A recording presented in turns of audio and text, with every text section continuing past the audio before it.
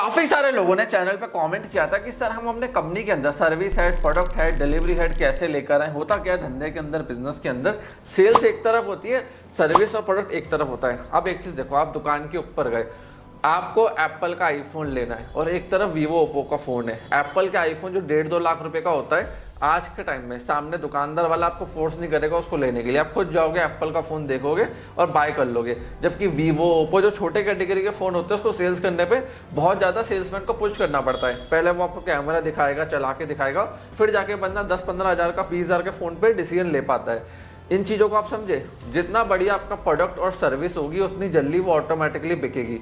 जितना खराब प्रोडक्ट और सर्विस होगी उतना लेट बिकेगी। सेल्स वालों को ज़्यादा फोकस करना पड़ेगा, उसको बहुत एफर्ट्स मारने पड़ेंगे, मार्केटिंग में बहुत पैसा लगेगा।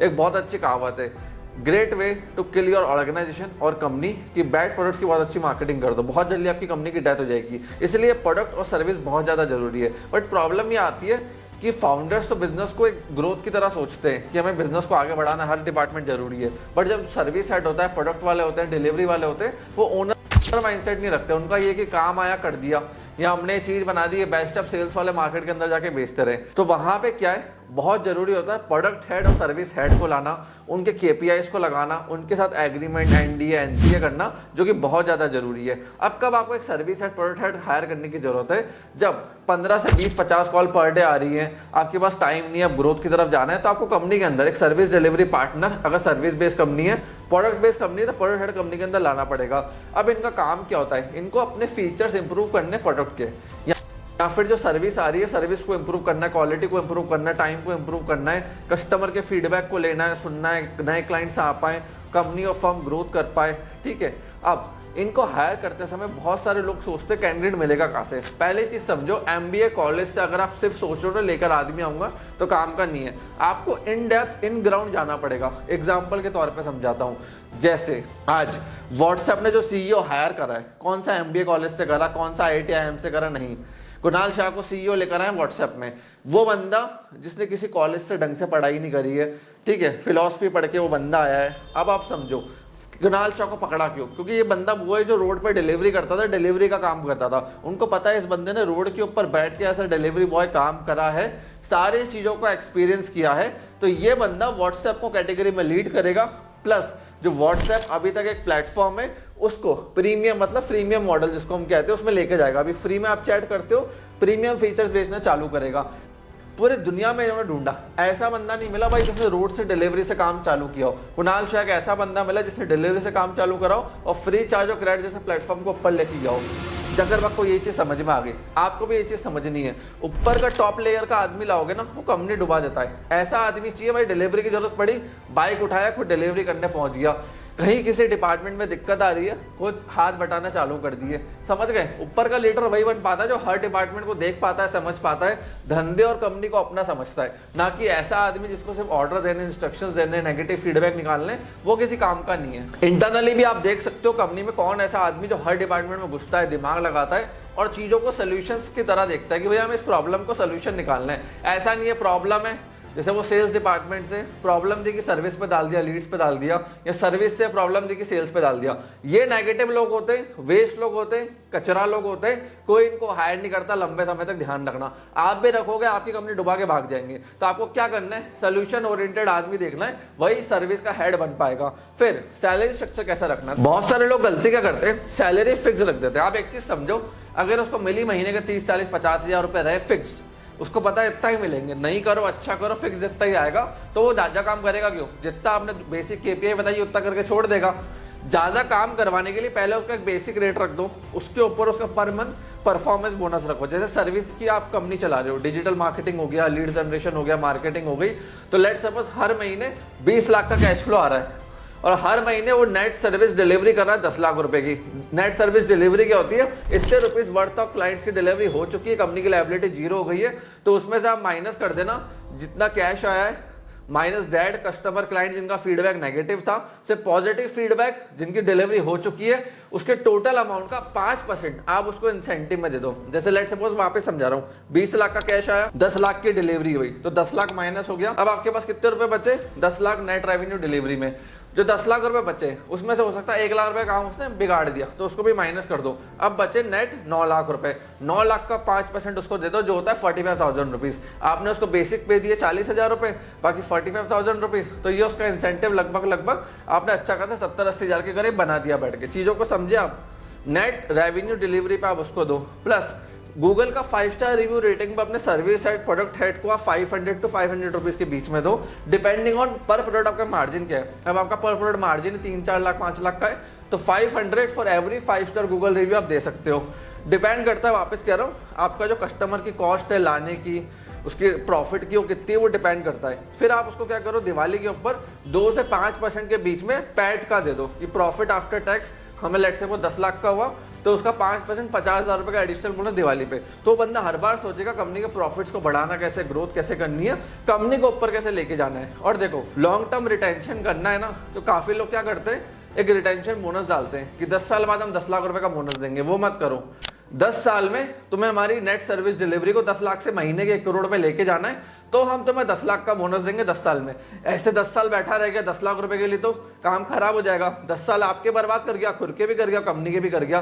तो उसको टारगेट देना कि 10 साल बाद रिटेंशन बोनस पे तभी देखो 10 लाख रुपए मिलेंगे जब तू हमारे नेट सर्विस डिलीवरी को 10 लाख से 1 करोड़ रुपए लेके जाएगा। तभी तो वो भी कमाएगा और आप भी कमाओगे, कंपनी भी कमाएगी। तीनों सिचुएशन में विन विन होना चाहिए, इस चीज का ध्यान रखना।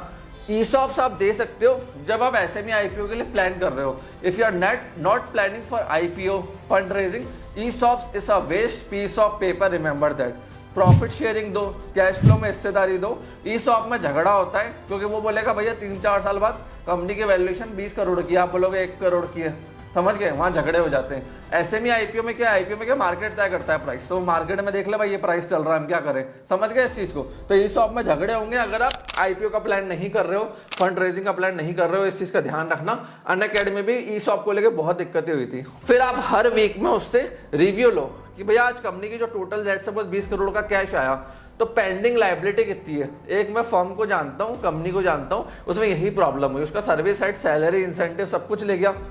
उस कंपनी को फाउंडर को 1-1.5 साल बाद मालूम पड़ा जब वो बंदा छोड़ के गया पूरा कंप्लीट कि भैया अगर 20 करोड़ का कैश आया था ना, तो कंपनी के पास आज 12 करोड़ की नेट लायबिलिटी खड़ी है।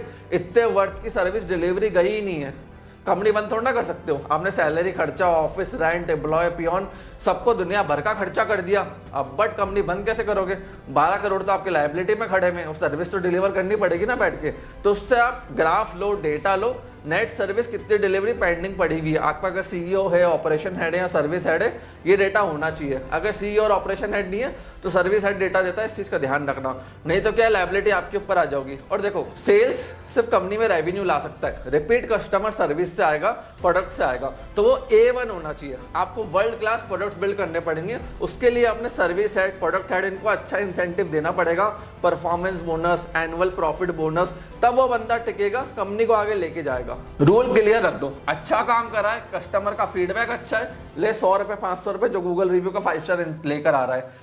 खराब काम कर दिया, काम बिगाड़ दिया, इंसेंटिव में से पैसे काट लो, टीम अपने आप सही चलेगी, इस चीज का ध्यान रखना है। गोल्डन रूल दिया है मैंने आपको, अपने ऑफिस में या अपने लैपटॉप में लिख के रख लेना। और आपका जो इंसेंटिव वो राइट बिहेवियर पे होना चाहिए, ना कि रॉन्ग बिहेवियर पे। अच्छा बिहेवियर कर रहा है, कंपनी की ग्रोथ कर रहा है, उसको बढ़िया इंसेंटिव दो। काम बिगाड़ रहा है, इंसेंटिव में से हटा दो, इस चीज का ध्यान रखना।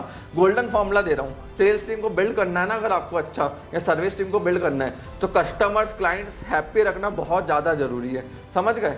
जितने भी वर्ल्ड की स्ट्रॉन्गेस्ट कंपनी होती है, माइक्रोसॉफ्ट हो गया, जितनी बड़ी कंपनी है, वो अपने सर्विस में बहुत अच्छा इन्वेस्टमेंट करती है। जब माइक्रोसॉफ्ट के विंडोज चलाते हुए इशू नहीं आता, क्यों, सर्विस इतनी बढ़िया है उनकी। जीमेल हो गया, गूगल हो गया, सारी सर्विस बेस्ड कंपनी है। इन्फोसिस, विप्रो, इन्होंने अपने सर्विस को टॉप नॉच रखा है। प्लस NDA, NCA, सारे तरह के एग्रीमेंट्स आप साइन करवा लेना एम्प्लॉय से। होता क्या है, कल कोई एम्प्लॉय भाग जाए तो आपसे सब साइन करवाना। डेटा चोरी नहीं होना चाहिए, डेटा तुम बेच नहीं सकते हो, छोड़ने के बाद 3 साल तक कंपटीशन को ज्वाइन नहीं करोगे, सारी चीजें लिखवाओ। हो सकता है आपके यहाँ से छोड़ा डेटा उसके पास था, कंपटीशन के पास गया, सारा डेटा एक्सेस सब दे दिया, कई बार क्या होता है कंपटीशन सिर्फ डेटा एक्सेस खरीदने के लिए आपके एम्प्लॉय को पैसा देके लेके चला जाएगा। तो सब कुछ लिखवाओ राइटिंग के अंदर, एनडीए, एनसीए, सॉलिसिटेशन, ताकि आपके धंधे का वो नुकसान ना करे।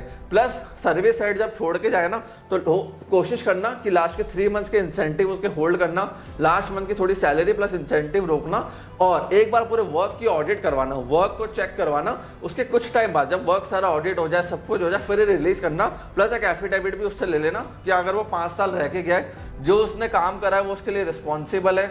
इनकेस वो छोड़ के जाता है, दूसरी कंपनी में जाता है, पीछे से कोई इशू आते हैं, अगर वो टेन्योर में जब उसने काम करा है, डिलीवरी करी है, कुछ भी फ्रॉड, फर्जीवाड़ा प्रॉब्लम होती है, he will be responsible, he will respond, he will कम अगर जरूरत पड़ी तो। नहीं तो आप फालतू किसी एम्प्लॉय को परेशान मत करना, उसको टेंशन मत देना या उसका एक्सटॉर्शन मत करना। सिंपल सी बस चीज लिखवा लेना कि भैया तुमने जो काम करा है वो सब कुछ सही करा है, कुछ फ्रॉड करा है, कुछ दिक्कत करी, कुछ भी करा है, then he is responsible and he will come back and उसको सॉर्ट आउट करेगा बैठ के। तो ये चीज़ें बहुत ज़्यादा जरूरी है, इस चीज़ का ध्यान रखना। और कंपनी को ग्रोथ की तरफ चलाओ। अगर आपके लोग 9 to 7 ऑफिस में आ रहे हैं ना, जितने भी टाइम वो ऑफिस के अंदर है, घोड़े की तरह भागने चाहिए। मेरा एक चीज़ बोलता हूँ, अगर आदमी ऑफिस में घोड़े की तरह भागेगा तो आप महीने के एंड में उसको चने अच्छे खिला पाओगे। अगर घोड़ा अच्छा नहीं भागे, गधे की तरह चलेगा, तो आप चने के पैसे कहाँ से लाओगे? ठीक है, मालिक को घोड़ा जब तक महंगा नहीं लगता है, जब तक घोड़ा भाग रहा होता है। जब घोड़ा भागना बंद कर देता है ना, तब मालिक को ध्यान आता है घोड़े को बेचो मार्केट के अंदर आप बैठ के। मालिक भी उसी घोड़े को चने घास ज्यादा खिलाता है जो भागता अच्छा है। तो आपकी टीम में आपको भी पहले भागना पड़ेगा। अगर एम्प्लॉय 9 बजे आ रहा है तो मालिक को सुबह 7 बजे एक्टिव हो जाना चाहिए काम के लिए, कि धंधे में प्रॉब्लम का, बिजनेस में प्रॉब्लम का, सेल्स, सर्विस, मार्केटिंग, कहाँ मेरे बिजनेस के अंदर प्रॉब्लम आ रही है, एक्टिव होना जरूरी है। उसके बाद फिर आपकी टीम परफॉर्म करनी चाहिए, वो भी जरूरी है। जिस डिपार्टमेंट में आपने लीडर्स क्रिएट करें, टीम क्रिएट करें, परफॉर्मेंस जरूरी है। ऑफिस मतलब परफॉर्मेंस। अगर आप जिम के अंदर हो, जिम के अंदर अपन फास्ट फूड नहीं खाते ना, जिम के अंदर क्या करते हैं, ट्रेडमिल पे भागते हैं, एक्सरसाइज करते हैं। स्विमिंग पूल में क्या करते हैं, स्विमिंग करते हैं। तो जो जिस जगह का पर्पस है ना, वो सॉर्ट आउट होना चाहिए। ऑफिस घास फूस खाने के लिए या फिर उसके लिए नहीं है कि पिज्जा बर्गर पार्टी गॉसिप करने के लिए। ऑफिस होना चाहिए आउटपुट्स के लिए, ग्रोथ के लिए और करियर में आगे बढ़ने के लिए। तो वहीं पे सिर्फ यही बातें होनी चाहिए। जो बंदा गॉसिप कर रहा है उनको हटा दो, और किसी को भी टीम में रखने से पहले चेक करो भाई सर 6-6 महीने 3-3 महीने में जॉब चेंज तो नहीं करी है। कोई भी ऐसा बंदा मिल जाए ना जैसे 6 महीने 3 महीने 8 महीने में जॉब स्विच करी है, वो समझ जाना आपकी कंपनी में 6 महीने से ऊपर टिकेगा नहीं। ऐसे आदमी को ना तो लेना ना कभी रखना जीवन में, वो किसी लायक नहीं, वो रखने वाला नहीं है। जो ज्यादा जॉब बदल रहा है, समझ गए, ज्यादा जॉब वाले लोग आपको रखने ही नहीं है। बंदे का एक बार एक्सपीरियंस खराब हो सकता है, दूसरा तीसरा हो सकता है। किसी के 10-10 20-20 जॉब बदली हुई 6-6 महीने में, उसका कोई मतलब नहीं। बंदा आपके भी 6 महीने 3 महीने करेगा, 4 कमी आपकी कंपनी में निकालेगा और चला जाएगा। फ्रेंड्स, इन चीजों का आपको ध्यान रखना है अगर आपको वर्ल्ड क्लास कंपनी बनानी है। तो फ्रेंड्स, मैं आशा करता हूँ वीडियो आपको पसंद आई होगी। कोई डाउट क्वेश्चन रह गया, कमेंट सेक्शन ओपन है, कमेंट सेक्शन में कमेंट करके हमसे पूछ सकते हैं। आपने इस वीडियो को यहाँ तक देखा, हम लोग सपोर्ट दिया, उसके लिए धन्यवाद।